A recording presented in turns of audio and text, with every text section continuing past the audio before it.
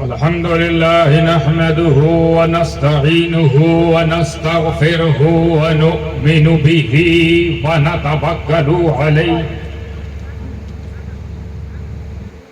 ونعوذ بالله من شرور أنفسنا ومن سيئات أعمالنا من يهده الله فلا مضل له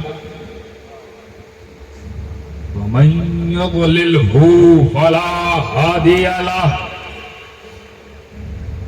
ونشهد أن لا إله إلا الله وحده لا شريك له ونشهد أن سيدنا وشفيعنا وحبيبنا ونبينا وطبيبنا وطبيب قلوبنا والشفاء صدورنا وغوثنا ومعيننا وخطوبنا وفريدنا ونظامنا وسراجنا وعلانا وأشرفنا ونور عيننا ومختارنا وطاهرنا ومدنينا وهاشمينا محمد المبارك صلاة وسلاما عليك يا رسول الله صلى الله تعالى عليه وآله وصحبه وأزواجه وذرياته وأهل بيته وعلماء أمته وأولياء ملته وشهداء محبته أجمعين ما شاء الله سبحان الله. أما بعد أعوذ بالله من الشيطان الرجيم بسم الله الرحمن الرحيم وأما بنعمة ربك فحدث. وقال الله تبارك وتعالى في مقام الآخر اهدنا الصراط المستقيم صراط الذين أنعمت عليهم غير المغضوب عليهم ولا الضالين آمين. صدق الله العلي العظيم وصدق رسوله النبي الكريم ونحن على ذلك لمن الشاهدين الشاكرين والحمد لله رب العالمين.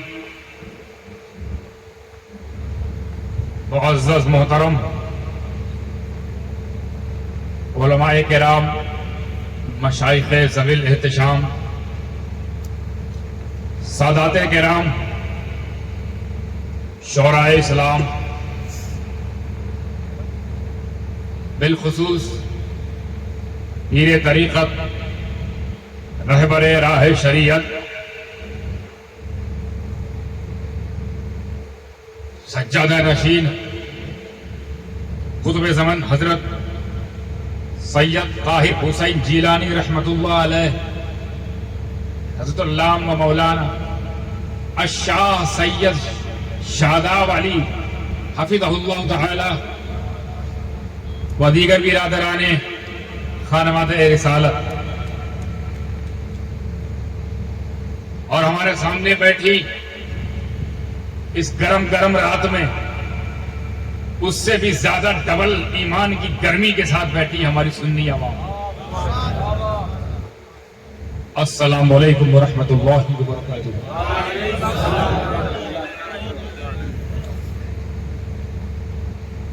کرسی خطابت پر تو مجھے بٹھانے کو بٹھا دیا گیا ہے.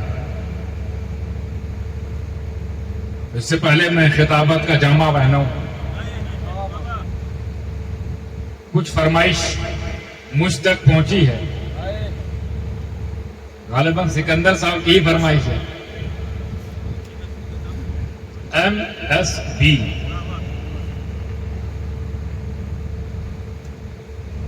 سکندر صاحب میری مراد جودھ پور میں، اور جودھ پور ہی نہیں، اب تو مجھے گنتی بھی نہیں پتا ہے کہ میں نے کتنی جگہ یہ کلام پڑھا ہے یا کتنی بار مجھے یہ پڑھوایا گیا ہے.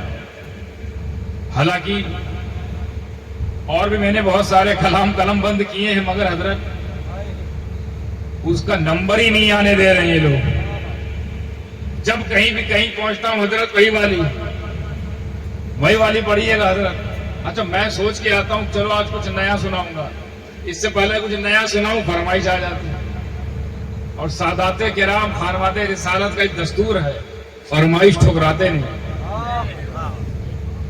اگر اسی خاندان سے لوگ اگر مایوس لوٹ جائیں تو پھر کس خاندان میں جائیں. یہی گھرانہ اگر آپ کو لوٹا دے جس گھرانے کی وجہ سے آپ لوگ کا گھر آنا ہوا ہے, ماشاءاللہ ماشاءاللہ, تو پھر تو بے گھر ہو جائیں گے نا آپ لوگ. اب فرمائش آ گئی ہے, میں بتاؤں گا نہیں کس کلام کی آئی ہے, دیکھتے ہیں کتنے لوگ کیش کرتے ہیں. توجہ ہے, کچھ زیادہ شعر نہیں پڑھوں گا, 4-5 شعر, یا جیسا آپ سنیں گے ویسا سناؤں گا انشاءاللہ. تو آئیے سب سے پہلے ہم اور آپ جتنے ایماندار ہیں اتنی ایمانداری کے ساتھ درود پاک میں سلام پیش کریں. اللہم صلی علی سیدنا محمد وسلم صلاۃ و سلام علی رسول صلی اللہ علیہ وسلم. دیکھیے گا دعاؤں کے ساتھ آپ لوگوں کی میں شروعات کر رہا ہوں. نور کا نور کا ایسا سراپا ڈھونڈتے رہ جاؤ گے, ڈھونڈتے رہ جاؤ گے, ڈھونڈتے رہ جاؤ گے. سایہ میرے مصطفیٰ کا ڈھونڈتے رہ جاؤ گے, رہ جاؤ گے, ڈھونڈتے رہ جاؤ گے. سایہ میرے سایہ میرے مصطفیٰ کا ڈھونڈتے رہ جاؤ گے, ڈھونڈتے رہ جاؤ گے, ڈھونڈتے رہ جاؤ گے, ڈھونڈتے رہ جاؤ گے. نعت کی عادت ہمیں جنت تلک لے جائے گی. خاص توجہ چاہوں گا شعر پہ. یہ اس حوالے سے شعر پیش کیا جا رہا ہے جس کے لیے وہ لوگ حوالہ مانگتے ہیں. کوئی بھی بات ان کو منواؤ تو پہلے بات نہیں سنتے, پہلے حوالہ مانگتے ہیں. کسی پر ایمان لانے کے لیے پہلے وہ حوالہ مانگتے ہیں. میں ٹینشن میں آتا ہوں بھائی, یہ حوالے پہ ایمان لائے ہیں یا کملی والے پہ ایمان لائے ہیں؟ اچھا ٹھیک ہے, اگر مان لیا تم حوالے ہی پہ ایمان رکھتے ہو تو ہم میدان محشر میں دیکھ لیں گے تم کو تمہارا حوالہ بچاتا ہے یا ہم کو مدینے والا بچاتا ہے. لیکن حوالے کی عادت ہے, حوالہ لاؤ, حوالہ مسلم بخاری ترمذی مسلم بخاری, حوالہ یہ کہاں لکھا ہے؟ تو شاعر نے حوالہ ہی دے دیا. حوالہ سماعت فرمائے کہ نعت کی عادت ہمیں جنت تلک لے جائے گی, تم کتابوں میں حوالہ ڈھونڈتے رہ جاؤ گے, ڈھونڈتے رہ جاؤ گے, ڈھونڈتے رہ جاؤ گے, ڈھونڈتے رہ جاؤ گے. ارے تم کتابوں میں حوالہ ڈھونڈتے رہ جاؤ گے. آپ لوگ مل کے پڑھیں. ڈھونڈتے رہ جاؤ گے, ڈھونڈتے رہ جاؤ گے, ڈھونڈتے رہ جاؤ. اب گھرانے کی بات آئی, یہ شعر سن لیجئے, پھر کمپیئر کیجئے ہم سے.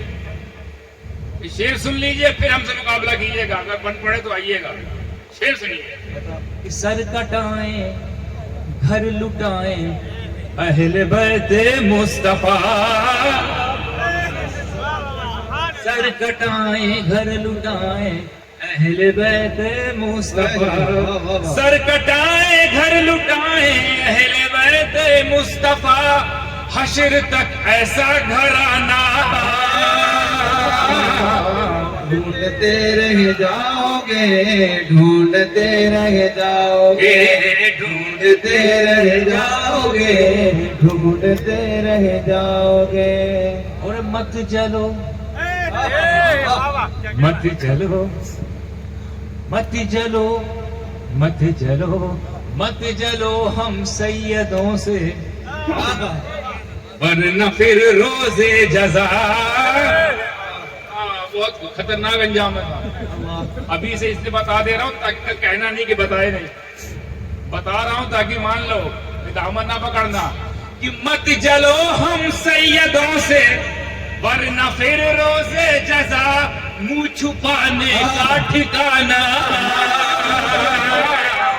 ڈھونڈتے رہ جاؤ گے ڈھونڈتے رہ جاؤ گے ارے منہ چھپانے کا ٹھکانہ ڈھونڈتے رہ جاؤ گے. اچھا یہ بھی سن لو, لگے ہاتھ یہ بھی توفہ لے جاؤ گے. جو بھی گستاخی کرے گا پنجتن کی شان میں, یہ آپ لوگوں کی ترجمانی کر رہا ہوں میں, آپ لوگوں کے دل کی آواز, دل کی جذبات کی شعر کے ذریعے میں پیش کرنے کی کوشش کر رہا ہوں. شاید یہی آپ کے جذبات ہوں گے. اگر جذبات آپ کا میچ کر جائے, آپ کی نیت ایسی ہی ہو, تو دونوں ہاتھ اٹھا کے ساتھ دیجیے گا میرا. کہ آپ لوگ کیا کرو گے اس کے ساتھ, کس کے ساتھ؟ جو بھی گستاخی کرے گا پنجتن کی شان میں. ارے پنجتن تو بہت بڑی بارگاہ ہے, میں نیچے آ کے بول دیتا ہوں.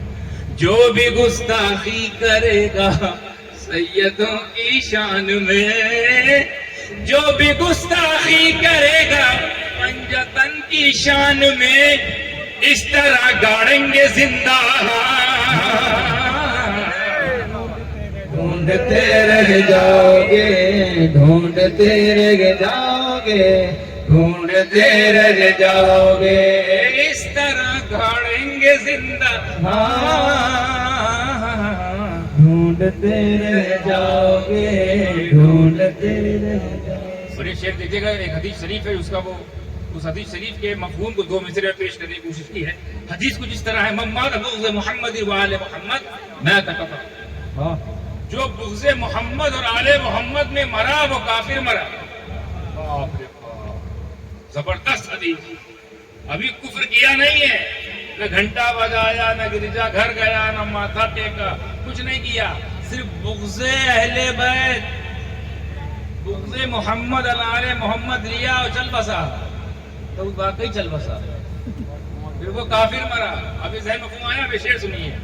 بغض آل مصطفیٰ رکھ کر اگر تم مر گئے, بغض آل مصطفیٰ رکھ کر اگر تم مر گئے, مغفرت کا پھر بہانہ.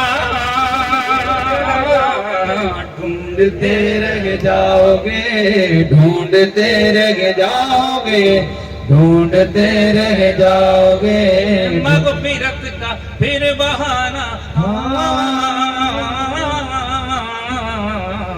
ڈھونڈتے رہ جاؤ گے ڈھونڈتے رہ جاؤ. اس میں بہت سارے اشعار ہیں, سارے اشعار کو موقوف کرتے ہوئے ایک شعر آخری, اس کے بعد مقطع. آخری شعر تھوڑا وہ, یہ شعر بھی ہے, یہ سبق بھی ہے, یہ لیسن بھی ہے, آپ کو چیتاونی بھی ہے. چیتاونی بھی ہے صاحب, اور ساتھ میں سبق ہے, بھی بہترین بات ہے, تلقین بھی ہے, وصیت بھی ہے. سماعت فرمائیں کہ ہو اگر تم باغی اولاد اشرف تو سنو, ہو اگر تم باغی اولاد مولا تو سنو, ہو اگر تم باغی اولاد سید تو سنو, ساتھ پھر احمد رضا کا.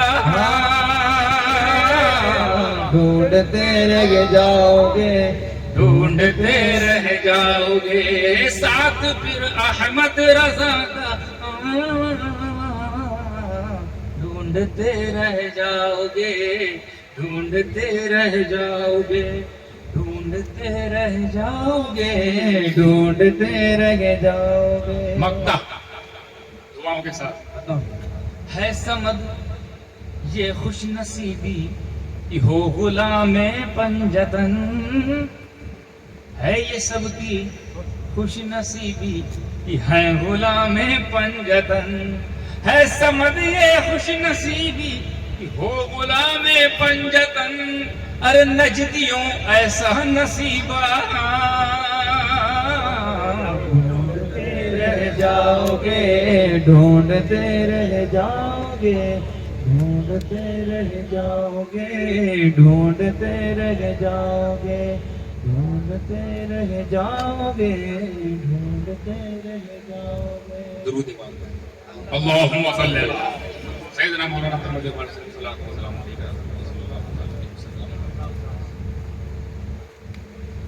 बात मैं वहां से शुरू करूंगा इंशाअल्लाह। जिस बात के लिए इतनी सारी बात बनी, बड़ी बात बन गई, इस पर मैं सोच रहा हूं इस पर आखिरी बात कर दूं, खत्म ही कर दूं मैं ये किस्सा इस बात का। ऐसे बीच बीच में कहा जाते जाए डिस्टर्ब होता है। चलिए छेड़ी दी है तो सुन लीजिए। जो हम लोग 11वीं मनाते हैं, शिर्क है। छठी शिर्क है। ये मुहर्रम, ये ताजियादारी शिर्क है। ये शबे बारात का हलवा जो खाते हो शिर्क है। ये 11वीं, ये 12वीं, ये छठी, ये 25वीं, ये 28वीं, ये 15वीं, ये 10वीं जो मना रहे हो शिर्क है। ये और जो मना रहे हो बड़ी शान से शिर्क है। ये मिलाद, ये फातिहा, ये जुलूस, जलसे शिर्क है। ये जो अभी इतनी मैंने बकवास की है, ये हम नहीं कहते, ये कम 25 ये उनका दावा है। हम तो करने वाले हैं, वो टोकने वाले हैं, और हम नहीं रोकने वाले हैं। उनका दावा है कि सिर्फ 2 ही चीज मना सकते हो भैया, ईद बकरीद बस। बाकी ईद मिलाद, ईद चिश्तिया, ईद कादरिया, ईद गौसिया, ईद अशरफिया, ईद रजविया, आज ईद ताहिरिया, ये जो तुम लोग मना रहे हो नहीं है, इस्लाम के खिलाफ, इस्लाम के खिलाफ है। शरीयत में सेलिब्रेशन का कॉन्सेप्ट नहीं है। क्या सेलिब्रेट करते हो? Only you can celebrate 2 things और 2 Eid. One of ईद-उल Azha, the other one ईद-उल Fitr, यानी खाने वाली, सेवई वाली, गोश्त वाली। यही मना सकते हो, बाकी नहीं मना सकते। ये झंडा, ये जुलूस, ये मिलाद, फातिहा, चहलुम, 40वां, 10वां, 20वां, ये जो कर रहे हो इस्लाम में इसकी कोई जगह ही नहीं है। There is no any kind of concept in the शरीयत मुहम्मदी। क्या है का सेलिब्रेशन? सेलिब्रेशन नहीं है। तो जब सेलिब्रेशन नहीं है, सेलिब्रेशन करते क्यों हो? ये बोगस बातें उधर से आई है। खबरदार ना सोचिए कि मैं कह रहा हूं। मैं तो बात खत्म करने आया ना, बहुत बात चली है, बात ही खत्म कर देता। ये उनका दावा है, दलील भी उन्हीं के जिम्मे है ना। जो दावा करता दलील वही देता है। दावा उनका है कि नो सेलिब्रेशन, मनाना खत्म, नहीं मना सकते, कुछ नहीं मना सकते, सिर्फ ईद बकरीद बस। मेरे नबी ने यही मनाया है, बाकी नहीं मना सकते। ईद गौसिया नबी ने नहीं मनाया। ईद गौसिया नबी क्यों मनाएंगे? उनको बाद में आने वाले को पहले क्यों मनाएंगे? यहीं से समझ जाए कितने बड़े आलिम है ये। और मेरा दावा सुन लीजिए, ये उनका दावा था। सेलिब्रेशन इस्लाम में नहीं है। ये किसका दावा है? बुलंद पैजामे का। हमें मजबूरी है, कुछ और चीज बुलंद नहीं हो रही, तो पैजामा ही बुलंद होकर रहे क्या करें? क्योंकि बुलंदी तो अल्लाह ने हमारी जमात में दे रखी है ना। अब देखते नहीं है, गौस इसी जमात में, कुतुब इसी जमात में, ख्वाजा इसी जमात में, मखदूम इसी जमात में, मौला इसी जमात में, उधर सन्नाटा, बुलंदी ही नहीं हो रही है। तो जब कुछ नहीं बुलंद हुआ तो एक चीज उनको समझ में आई, जो हमारे पास खुद हमारे इख्तियार में है, वो है पजामा। वही बुलंद करते चले जा रहे। अब तो हजरत मुझे लग रहा है इतना बुलंद कर दिया, घुटने तक आज में। पहले तो टखने तक थे, अब घुटने तक आ गए। जिस हिसाब से ये बुलंद हो रहे हैं, हमें डर लग रहा है।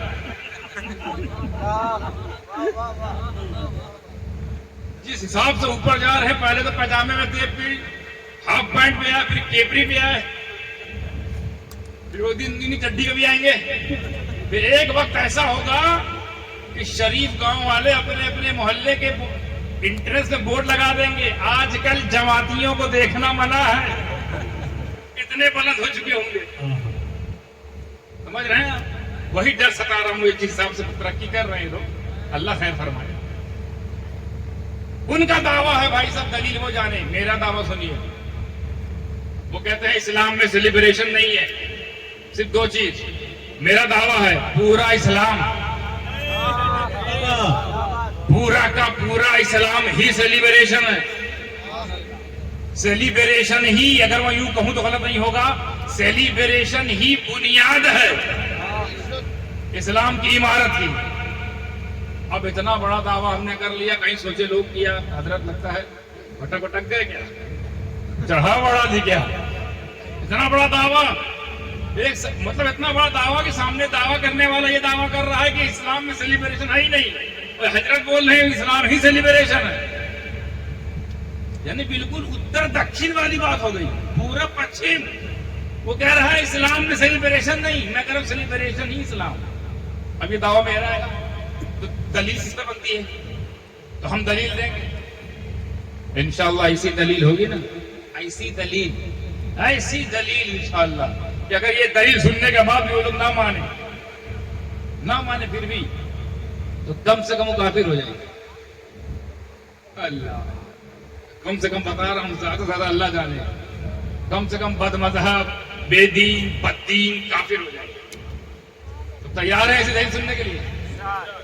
یہ آپ کے کام، آپ کی نسلوں تک کام آنے والی دلیل پہنچنے والی ہے۔ جو منانے کے لیے روکتے ہیں نا، یہ عرس کیوں ہو رہا ہے، یا فاتحہ کیوں ہو رہا ہے، کیوں مناتے ہو، آج دلیل سنو۔ تو اس دلیل کو ثابت کرنے کے لیے مجھے شروع سے شروع کرنا پڑے گا۔ تو وہیں شروع کرے جہاں سے شروع ہوا تھا معاملہ۔ حضرت آدم، حضرت حوا پہلے کہاں رہتے تھے؟ جنت میں۔ کہاں رہتے تھے؟ کتنے دن رہے؟ ہم کیا جائیں، رہے ہزاروں کروڑوں لاکھوں، ہمیں کیا پتا، رہے جنت میں تھے۔ اور پوری جنت اللہ نے ان کے لیے ہبہ کر دی تھی۔ اے آدم جنت، جو چاہے کھاؤ، جو چاہے پیو، جیسے چاہے رہو، جیسے چاہے سہو، جہاں تک جاؤ، تمہاری جنت تمہارے لیے، پوری جنت ہبہ کر دی۔ ہاں بس یہ پیڑ ہے، اس پیڑ کے قریب نہ جانا، وَلَا تَقْرَبَا هَٰذِهِ الشَّجَرَةَ فَتَكُونَ مِنَ الظَّالِمِينَ، یہ ممنوعہ پیڑ ہے، اس کے قریب نہ جانا، باقی جو چاہے وہ کرو۔ ٹھیک، یہی تو تھا حکم ان کے لیے۔ اب میں آپ کو انشاءاللہ حکم تو سنا دیا، حکمت بھی سمجھاؤں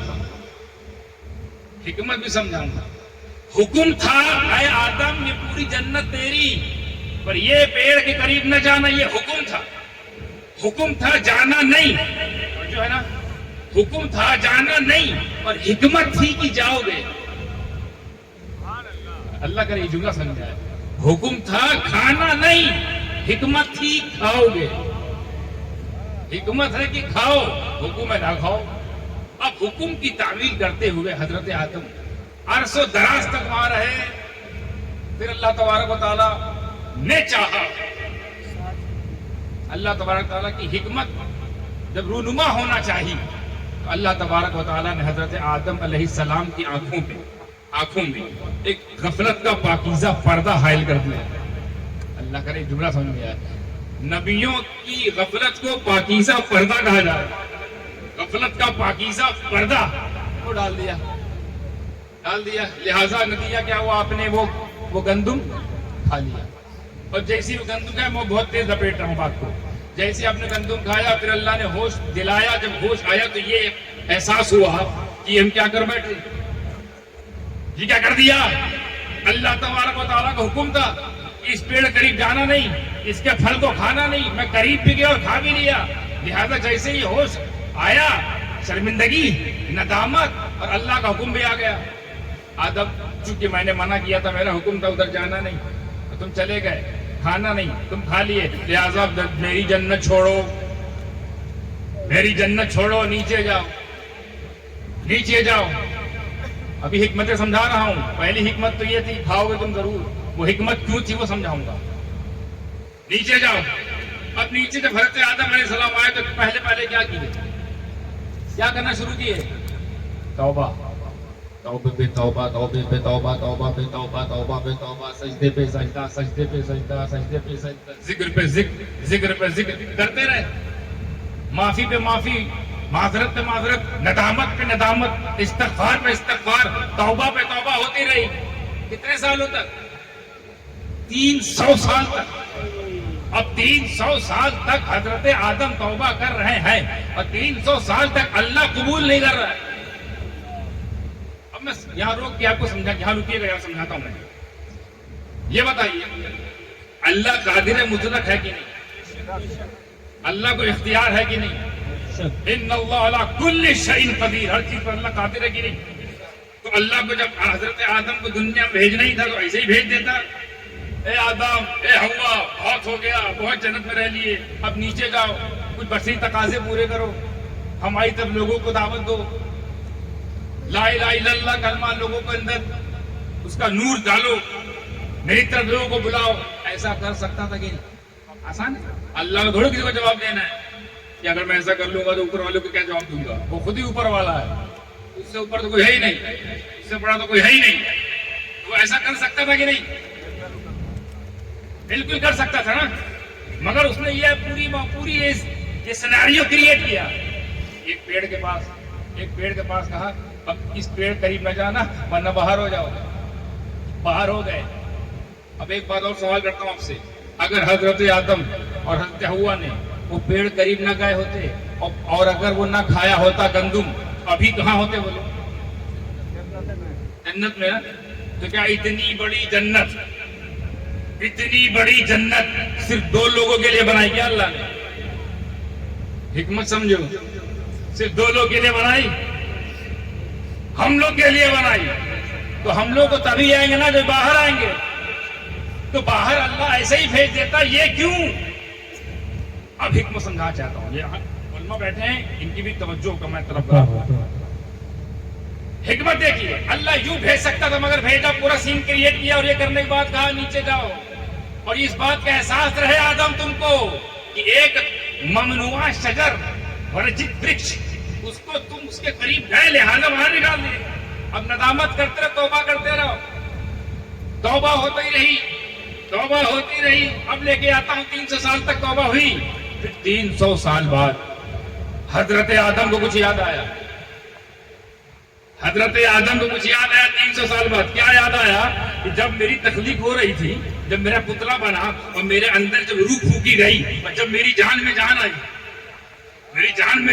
آئی، جب میں نے عرش کے اوپر اپنے سر کو اٹھا کر عرش کی طرف دیکھا تو ہر پائے پہ لا الہ الا اللہ محمد رسول اللہ، لا الہ الا اللہ محمد رسول اللہ یہ لکھا ہوا دیکھا. میں وہی سوچنے لگا پیدا مجھے کیا جا رہا ہے، تخلیق میری ہو رہی ہے، نبوت مجھے دی جا رہی ہے، خلافت کا تاج مجھے پہنایا جا رہا ہے.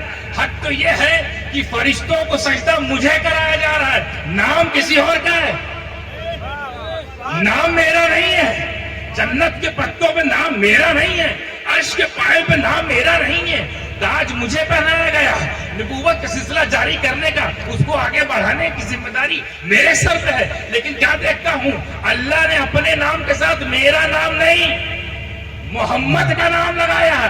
اس سے ثابت ہوتا ہے یہ جو محمد ہے یہ ہم سے بڑا ہے، ہم سب سے بڑا ہے. اور وہ محمد ہے کون جس کو اللہ نے اپنے نام کے ساتھ رکھا ہے؟ اے اللہ، اسی محمد کا واسطہ، اسی محمد کا واسطہ. یہ واسطہ لگانا تھا کہ توبہ قبول.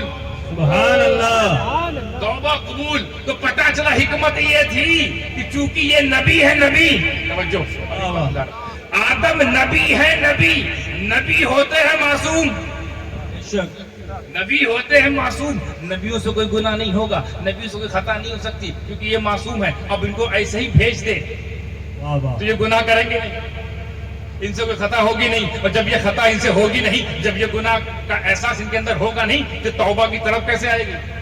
پھر توبہ کرنا تم کو سکھائے گا کون؟ یہ تمہارے لیے پورا کریشن ہو رہا ہے، یہ جو بنایا جا رہا ہے پورے اسباب تم لوگوں کے لیے. اے اللہ کے بندو، اگر کوئی گناہ ہو جائے گھبرانا نہیں، توبہ کا دروازہ کھلا ہے، توبہ کرنا.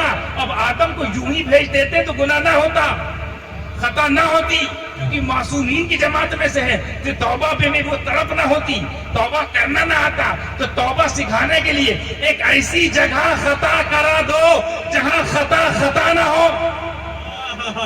کیا بات، ایک ایسی جگہ گناہ ہو جسے اگر آپ گناہ کے دلائی گناہ نہیں ہے، خطا اجتہادی ہے. ایک ایسی جگہ آدم سے غلطی کرا دو جہاں پہ غلطی ہی نہ مانی جائے. غلطی ہمیں یار سمجھو، ویسے سمجھو نہیں سمجھو. جنت میں تم سے کوئی گناہ ہوگا؟ اگر جنت گئے، ہمیں جب تم سے نہیں ہو سکتا تو ہمارے باپ سے کیسے ہوگا؟ وہی وہ باپ جو نبی ہو. نبی جنت میں کوئی چیز، اچھا جنت میں کوئی ایسا پیڑ ہے جو حرام ہے؟ ابے حرام ہے جنت میں کیوں ہے؟ تو جب پیڑ جنت میں ہے تو حرام کیسے ہوا؟ صرف ایک کریشن کے لیے کہ توبہ کرنا سکھانا ہے. نیچے جا کے تو گناہ کریں گے، لوگ انگلی اٹھائیں گے، نبی جو گنہگار ہے. ایسی جگہ کام کروا دو جہاں پہ لوگوں کی نظر نہ ہو، اور جہاں کی خطا نہیں بلکہ ادا ہو. خطا نہ ہو، وہ ادا ہو. وہ کون سی ادا؟ ارے آدم، تمہاری اس ادا پر میرے ماں باپ قربان، میرا خاندان قربان، نبی کی ساری امت قربان. اے آدم، اگر وہ گندم تم نے کھایا نہ ہوتا تو ہم غلاموں نے مصطفیٰ کو پایا نہ ہوتا. نعرہ تکبیر، نعرہ رسالت، نعرہ حیدری، شان مصطفیٰ زندہ باد زندہ باد. تو وہ اچھا کوئی خطا ایسی ہوتی جس کے بدلے میں نبیوں کا سردار ملے؟